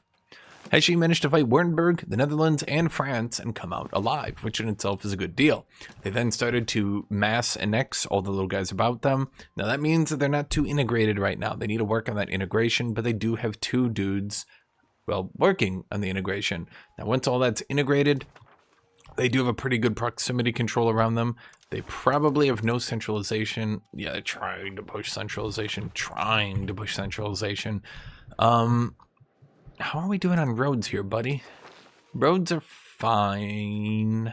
If your burgers are building roads, that never strikes me as a very good deal. So, Capital Cassel over here, 26. Core block, 88. Looks like, yep, we have gotten the inflation completely gone. So we are a nation. Are we a rich nation? No, of course. Hesse is not a rich nation. Now, they don't have much content. Frankly, Hesse starts very small, very weak. They need to build up. They don't have any buffs from events. They don't have any unique privileges, nothing. They don't really have a whole lot that they can work with, right? So the fact that they've gotten this far is pretty good. We're taking a bit more land up here, 3 different forts. How good are we on forts? Yeah, their forts are pretty solid over here. I don't think they can ever afford to rebuild their fort line. So whatever they got from the AI is what they've got, which is a lot of forts out to the west. On sliders, innovative is low, communalism is low, capital economy could probably be pushed higher. Now, of course, the HRE does start at 0 land for some reason. So he's had to get to 44 land manually, which is, frankly, I think that's really bad. I think all the princes should start at 50 land. You know, give them something to work with here, right, devs? Aristocracy is low, spiritualist is low, innovative is low. Not too happy about those sliders, but he did manage, of course, to win his war. It was a pure stack of heavy cav, of course, and pure heavy cav ends up triumphing the day. So that brings us to Hesse. Now Hesse, despite being much smaller on paper, is actually the much richer nation. I'm not quite sure how that one works out. When we look at the sliders, he's a bit into serfdom. Are you into serfdom? No, you're not into serfdom. You know, that seems to be the thing. You go serfdom, you make infinite money. You don't go serfdom, you don't make infinite money. Perhaps, and I'm just saying this out loud, perhaps serfdom is a bit strong and, you know, kind of decisively helping some people. But we do see that he has decided to build up his own army, going up to 20 heavy cav of his own. So Hesse lost a large amount of that advantage, 26 now to 20. So Wartenberg, the much smaller of the HRE nations. Now he is small because, of course, he is a French puppet. And being that he is a French puppet, France offered him no land. In fact, worse than offering him no land, took his land. And, yeah. We can see Wartenberg has a bunch of vassals that at some point they need to integrate. Hesse also likewise has a bunch of vassals that they need to integrate. Both of them are working on it. When we look at sliders here, Wartenberg is a far more centralized nation. His innovative is a little bit better. He did get to 100 aristocracy, which is always good. Spiritualist is up there, but not all the way up there. You can, if you do get, you know, invite foreign cleric, this will change your societal values by +5. So you can use this to get to 100 spiritualists. Once you do get to that 100 spiritualists, to remember that gives you that 2 tolerance of the true faith. That's 2 global satisfaction. You also get possible clerics, which helps you generate more stability. So I definitely think spiritualist is very good. Humanist also exists. It's an option. They don't ban you from picking it, but yeah. On estates, ugh. Feels like we could be dipping a bit more into the commoner funds right now. Yeah, I mean, you could definitely probably do something here. I mean, are you going free people? No, you're not doing free subjects. I guess you can't do that one. Surely there's one more we can pick here, right? Apparently not. No, there's nothing. That's disappointing. Yeah, you don't really have a good one that you can pick. Well, that sucks. For you. Could he maybe get he could get commoners in parliament, but he might be waiting to age 3 to try to pick up some more centralization and hard push it more? Maybe. Not too sure. Actually, I'm wondering on Austria. What do we have here? Central Council, Civil Law, Fiefdom Subjects, Vassal Subjects, Itinerant Court, Decentralized Bureaucracy. Yeah, there wouldn't really be a good way for me to get to 100 centralization. I got rid of everything I could. I was going to get rid of fortification licenses, but kind of needed those forts, right? We need a lot of forts here. Austria, battlefield Austria here. We got to get more forts on the front line. In fact, if you actually look at my fortification map mode, you can see we're still going to need more forts in the north. Got to keep out Bohemia. Now, Wartenberg, again, we're talking about a small HRE country. They don't start on land. It's pretty weak. We're pushing back to capital economy. They're getting their army quality up to date. Although they have far less population than Hesse, being outnumbered nearly 3-1, they do seem to be able to use it to generate more money. You could take this and get a little bit more money as well. And then, you're sticking on serfdom to tax your peasants. I wonder at what point do you just say fuck it and you just go full tax on the peasants to generate more money? Because you're probably not going to have any rebellions, right? We are annexing this guy up here. That'll help you a good bit. Are there any cities or anything?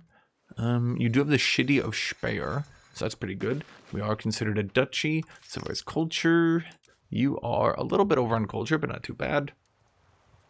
That's just totally useless. Nothing much to say about that one. Yeah, Wartenberg, you're in a tough position. I know you're a French puppet, but yeah, you're in a very tough position, being that you didn't get the greatest start, and now being in the HRE without the greatest start puts you a good chunk of a hunk of behind. Okay. So I would say of the two, Hesse is clearly superior to Wartenberg, but being that Wartenberg is a French puppet, that they have the higher chance of survivability, given that France doesn't want anyone to hurt their puppet. This takes us to Sweden. Now, Sweden has done what they can. The next patch is going to make lakes give proximity, so that you won't have to manually walk through all the land, but instead you'll be able to actually get proximity. I mean, look, this is just not great, right? Because we can see, oh, I mean, look at that. Literally just going into a lake, you lose 70 proximity. There's no way you can keep proximity. So that's being changed next patch, so you can actually push proximity through the lakes. That's going to help Sweden out immensely. And they'll actually be able to, fortunately, play the game. For now, they're doing what they can. And let's look at these sliders. So we're 100 decentralized. I thought Sweden was going to stay centralized, but I guess not. Not too high into the innovative, spiritualist, not too hot. Aristocracy, we're actually nearing 100. That's pretty good. Sweden opted for a free subjects play. Now, pop growth is 771. Now, I went free subjects and granaries. I got up to 1,600, which I believe, outside of like France, is the highest in the game. Okay, actually, Castile's pretty high as well, but they got 5 million dudes. Of anyone who's not Castile or France, I have the highest pop growth in the game. The problem with Sweden is it's hard because you want to grow pops so you can actually get your dudes up to a good level, but you also need to spam towns so that you can actually have, well, towns and cities, but then you also need to spam your RGOs. So Sweden is getting some towns here. We can see the towns of Sweden are coming out. We are getting a city here in Uppsala as well. Now, every time you upgrade to a town, you get more burghers, you get more clerics, you get more nobles. Those guys want more goods. Then you can fill those goods. Now, the research progress is 2.0, which is totally fine. Totally fine research, that one. As for income, we have a solid 90 income. So if we're talking between the HRE and Sweden, Sweden's doing better than the HRE, but I think Sweden should be more compared to Poland and Lithuania. They're a bit stronger than Poland right now for some reason. Why? Did he fall down a well?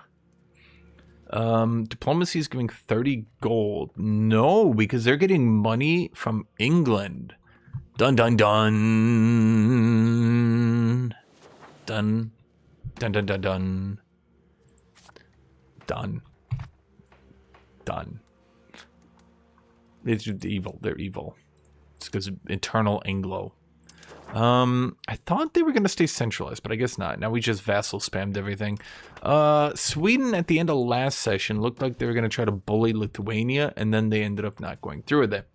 Sweden, unfortunately, of course, had the downside that they had gone full infantry because they were Sweden. They thought I should go infantry because I'm Sweden. Then infantry got nerfed into the ground, and then Sweden had to pivot over to cavalry, which they hadn't really intended to do, which isn't great for Sweden, unfortunately.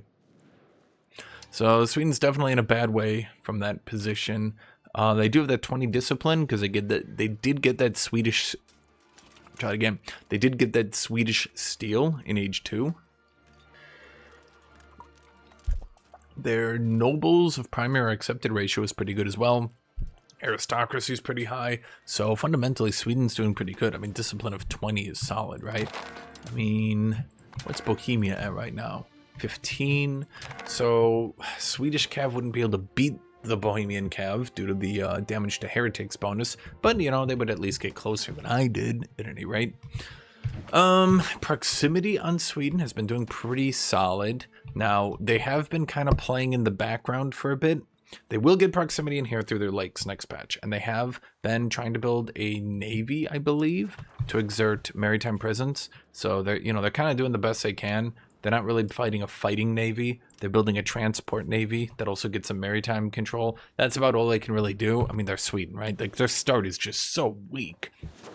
And they have managed to weasel their way in. They have managed to weasel their way in to getting a bunch of stuff out of North Germany. That's because I, as the Holy Roman Emperor, told them, bro, I don't care, just do whatever you want, because I don't give a shit about North Germany.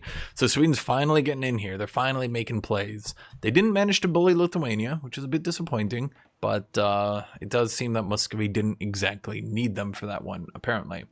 This takes us to Moskva. Now, Moskva is getting really hard nerfed next patch. I'm kind of hoping they don't go through with it fully or tone it down or something, because Muscovy's got a really rough early game. Despite supposed to be this late game gigapower, they're a bit not that strong early game, which I kind of disagree with, because if you're going to have a nation that's supposed to be a late game hyperpower, and you're not some phenomenal early game power, then I don't think that that's good. Like, then just make them better in the early game. I hope I'm making sense here, right? Because, like, at present, I just can't imagine Moskva is going to come in like the 1600s and start doing too well, because they just end up being so far behind. Now, the Muscovy player, he has done some very, very good things for this country. I've seen this.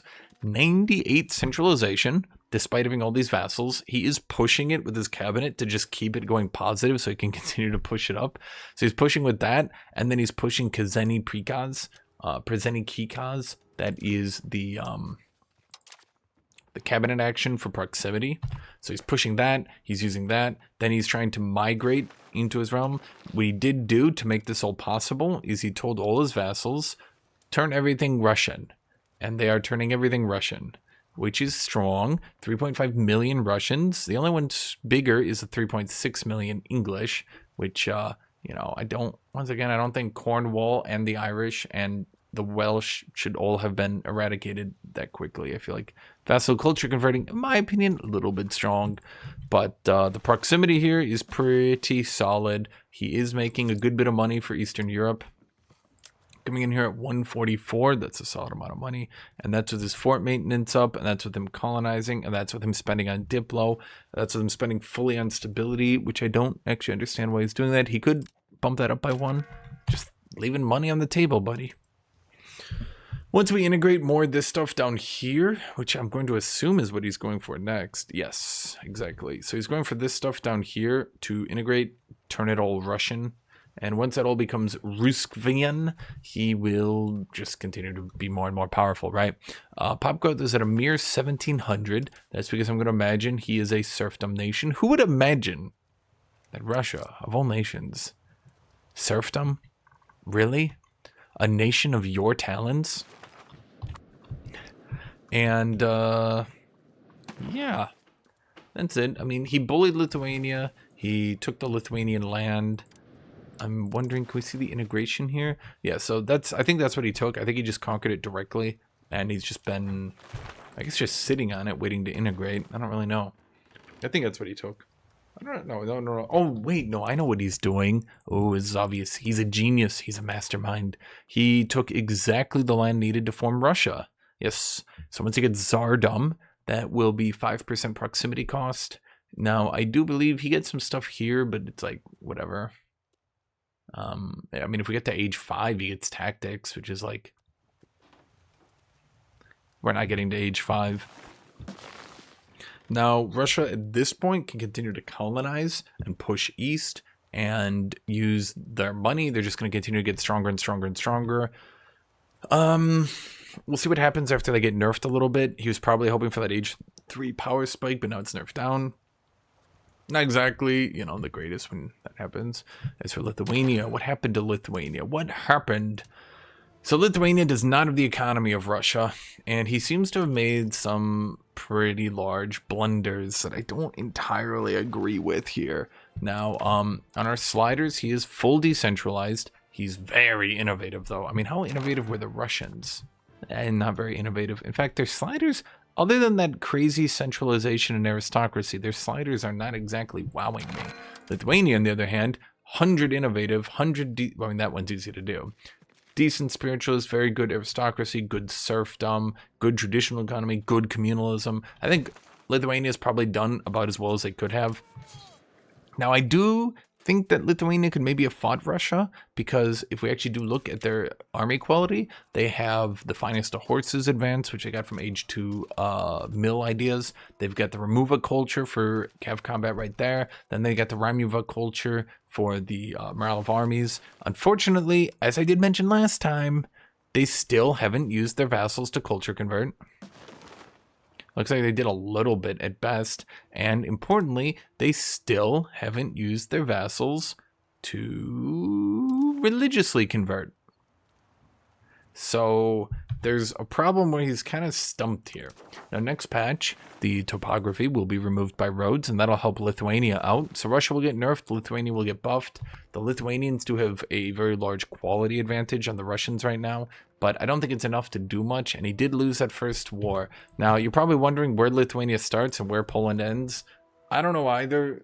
They're the same damn color, and they're all vassal spamming into each other. I hate this meta.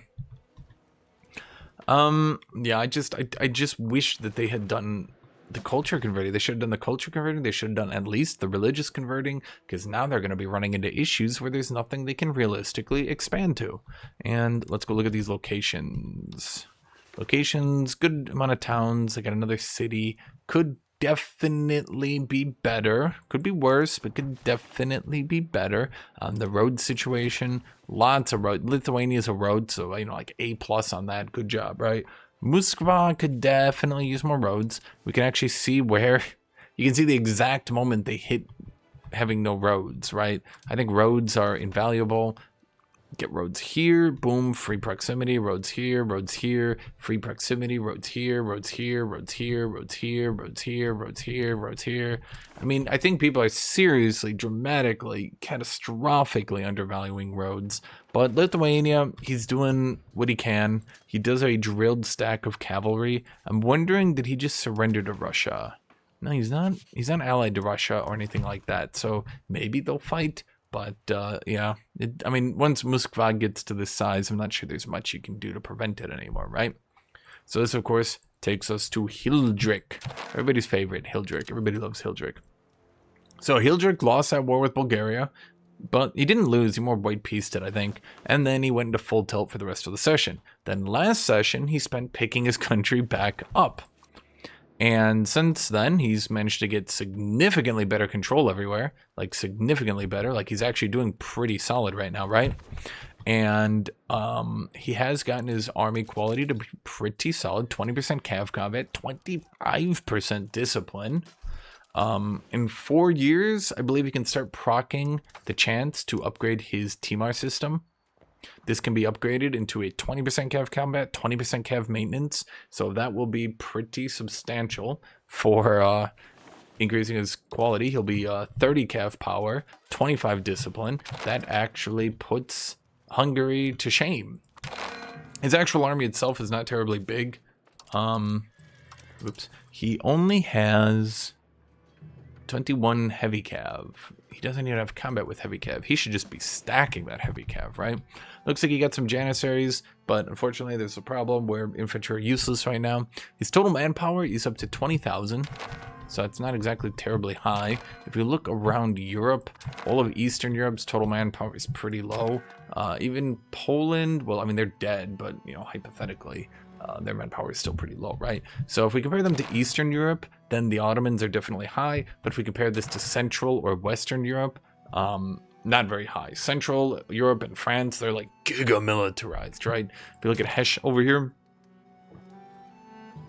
9,000 manpower right there, 6,000 manpower. In fact, Eastern Europe is only about as strong as the HRE princes, which is a very odd situation to have. Now, the income of the Ottomans is like crazy high. They've managed to really use that sound toll. They've managed to use these vassals. These vassals have become quite fabulously wealthy, and he now taxes them a lot. He's got war reps coming out. It looks like he opted to just stay fully decentralized for now, which is fine. His innovative is pretty high as well. He probably should have gotten to full jurisprudence by now. What he needs to do is get that court so it cancels the loss out. So every time he gets an event to raise it, it just slowly raises.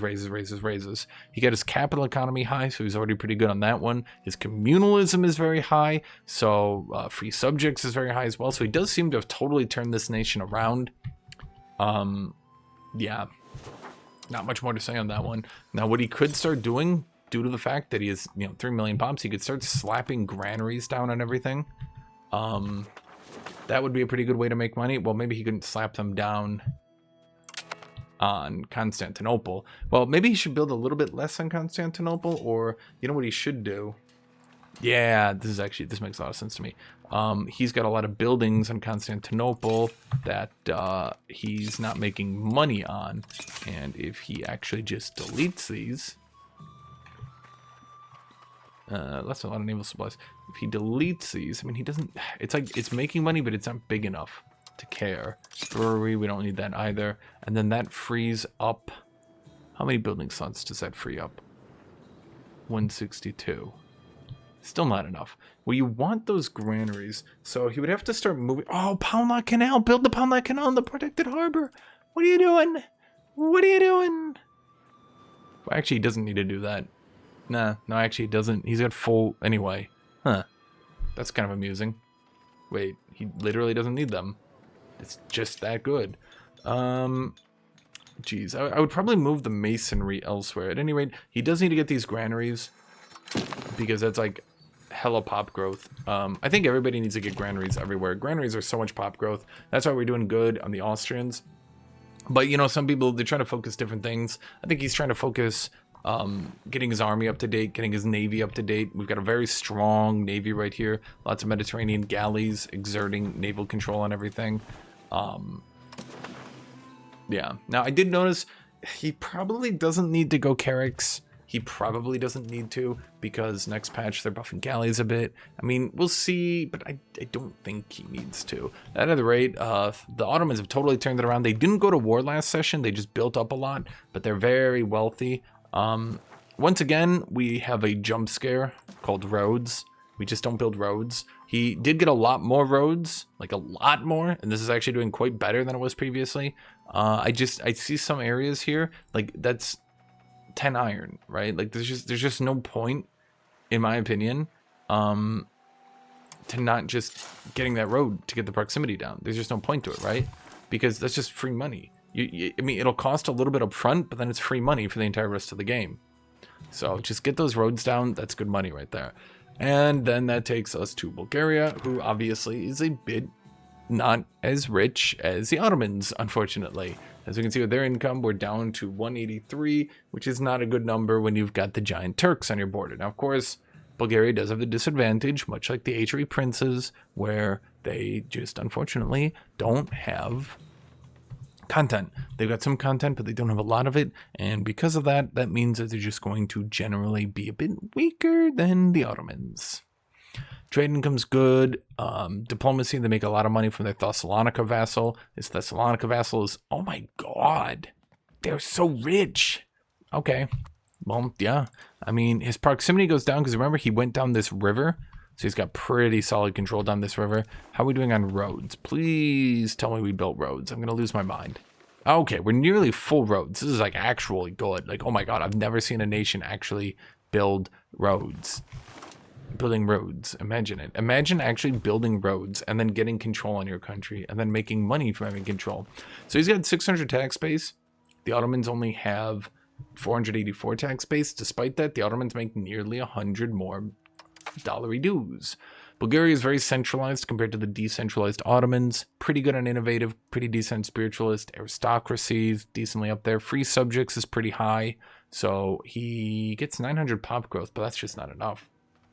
Quality is decently up there. Defensive, land, capital economy, communalism. Capital economy is doing pretty solid right there. So he's making some good headway on that one. I guess then what I would do if I was him is, because you're in a position where you've got money and you just need more pops. Well, I don't know if he needs more pops. Well, actually, I'm going to suggest, I'm just glancing around and I think I know what his problem is. Yeah, he's got a lot of towns, but he doesn't have cities. I think he needs to save up and start getting big cities so that he can actually start benefiting from that. Because having all these towns are great, but having big cities, now that's even better, right? And that, Bulgaria is doing their best, but I think that once Hildrik and the Ottomans, I think once he pulled it back together and stopped losing his mental, there was not a whole lot that the Bulgarians could do anymore. That takes us to the Mamluks. The Mamluks, I did see a couple plays the Mamluks can make here, actually. Now, number one, they are not as rich as the Ottomans anymore. Actually, the Ottomans have managed to make more money. I'm not sure how that happened. There's like got to be some shenanigans happening here. I don't even know what to say. Like, this doesn't feel like, oh, that's why. That's why. He is full minting, likely to get some money. Okay, that makes sense to me. My brain is satiated. I could not figure out why he was like, okay, making the same money, sure, but making more money than both his neighbors? So all three of these people combined have the income of merely Hungary. So Hungary is quite far ahead, right? The Mamluks, they didn't quite know how to play in the first session, and they pulled it back, I would say, pretty well. And they got roads everywhere. They're building up all their RGOs. And I have seen some opportunities for them. What are those opportunities, you're probably asking? So I did notice that the Mamluks over here could import incense. A lot of incense. Now, when I looked at it, they could actually import from Yemen. But Yemen doesn't exist. Must be some bug going on right now. They can import a lot of incense from Yemen, and then they could send that incense to Genoa, or have Genoa import it. And then Genoa can distribute that incense to all of Europe. Then Genoa can do the same thing with sugar, and Genoa can do the same thing with cotton. They can actually import a lot of goods from the Mamluk Sultanate of Egypt. This allows the Mamluks to start stacking out RGOs. We can see lots of granaries coming out, 2.1 thousand pop growth here. Now, 2.1 thousand pop growth could be better.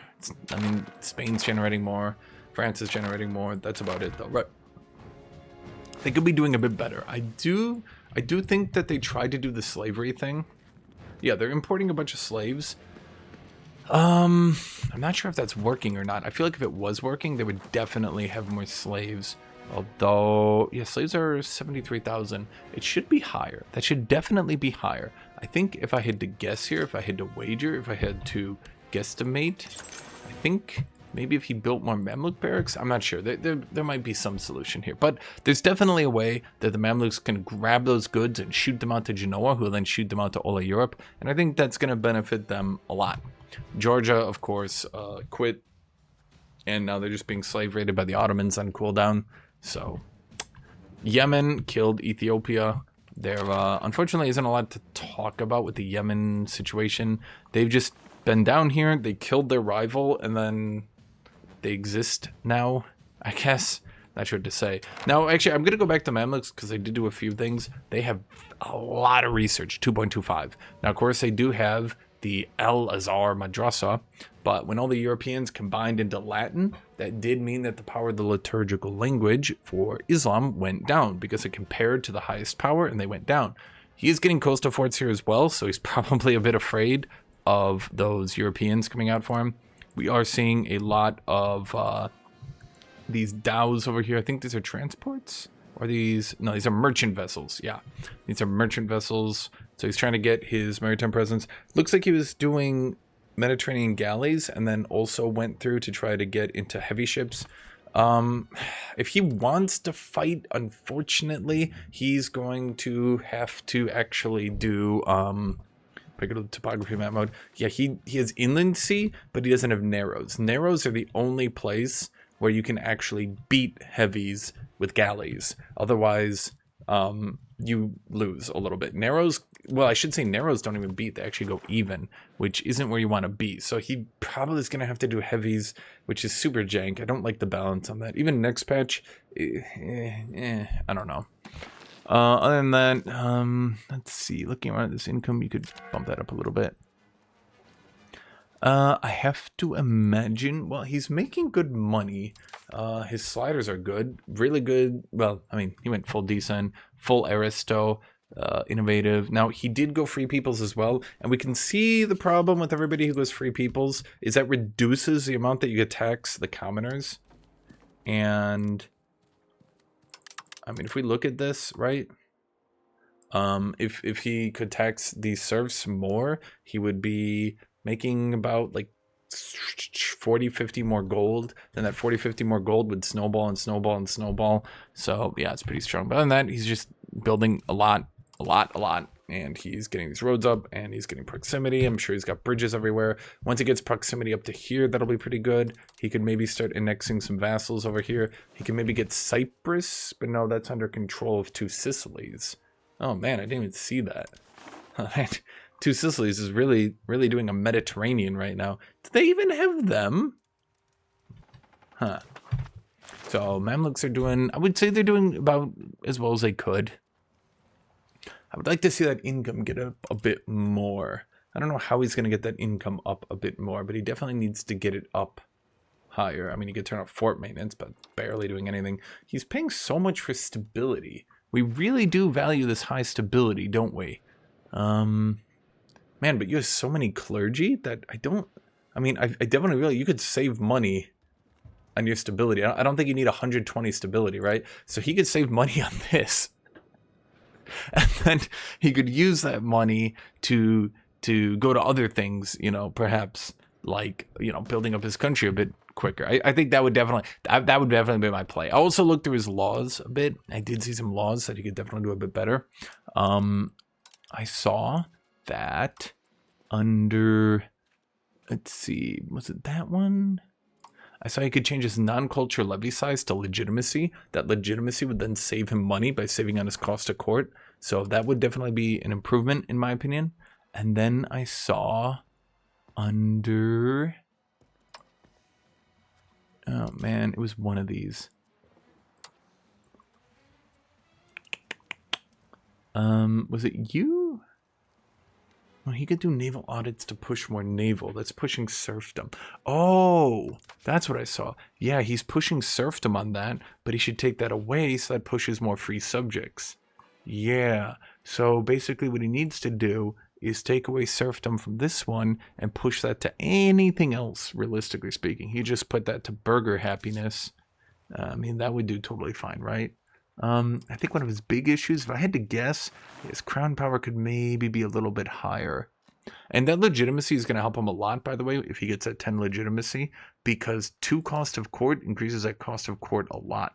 So even getting 2 more legitimacy, oh my god, his nation is so rural, or saying unrural, anti-rural. If he could get that 10 more legitimacy, especially with a block palace, that's what, 50? Yeah. I mean, he would remove 1/4 of that cost of court right there. So that's going to save him. He moves to legitimacy. That's going to save him 6 or 7 gold. So that's pretty good. That's pretty good.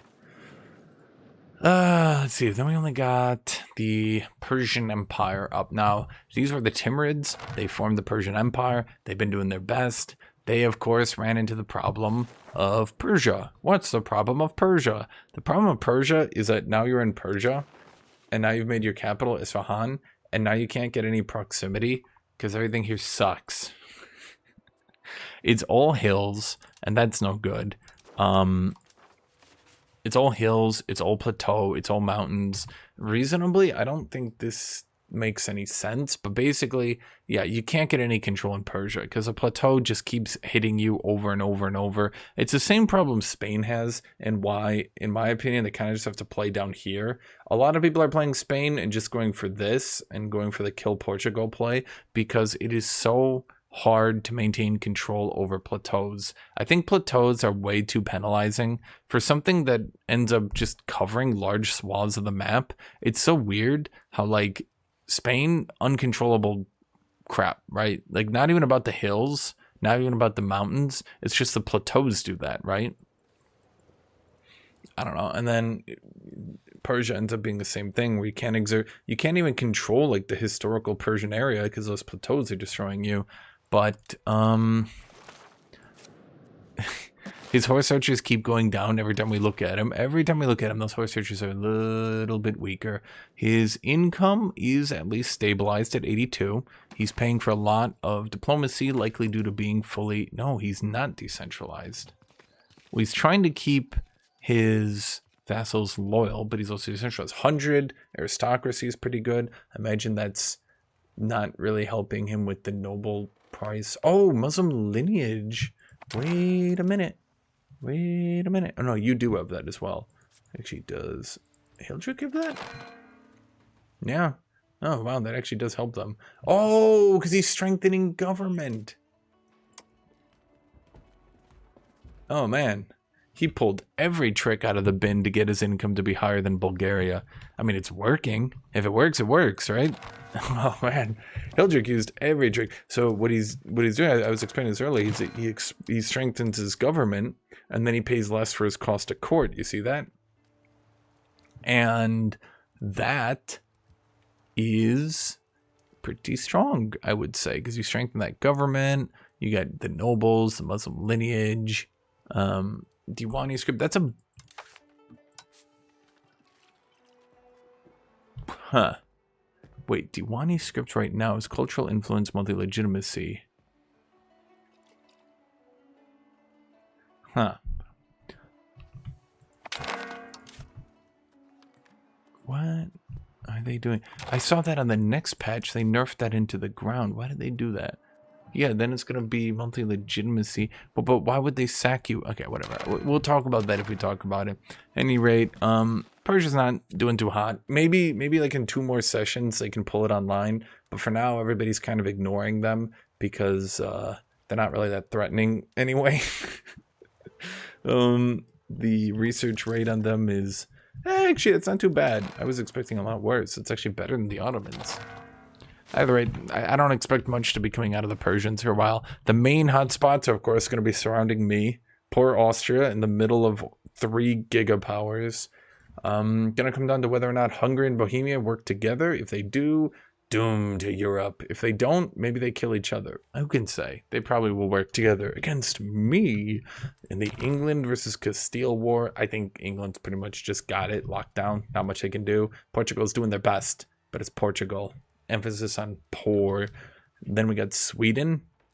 Sweden's coming down. Next patch, they're going to be way stronger with their proximity. But because they only got that proximity buff, after like 100 years of gameplay, that's going to kind of suck. Not much to say about that one. And then we got the Dutch. Now, the Dutch do seem like they're not a very strong nation. They kind of seem like they're off to the side, but they are very, very rich. So don't write off the Dutch. They could do quite well for themselves.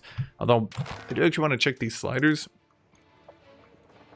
They're very, very, very good. But also, why are you pushing naval? Why do you have noble navy, Persia? Do not do that. Wait, turn that off. Wait, turn that off.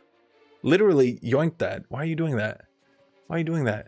Don't do that. Don't do that. Don't do that. Why are you doing that? Why is this bugged out?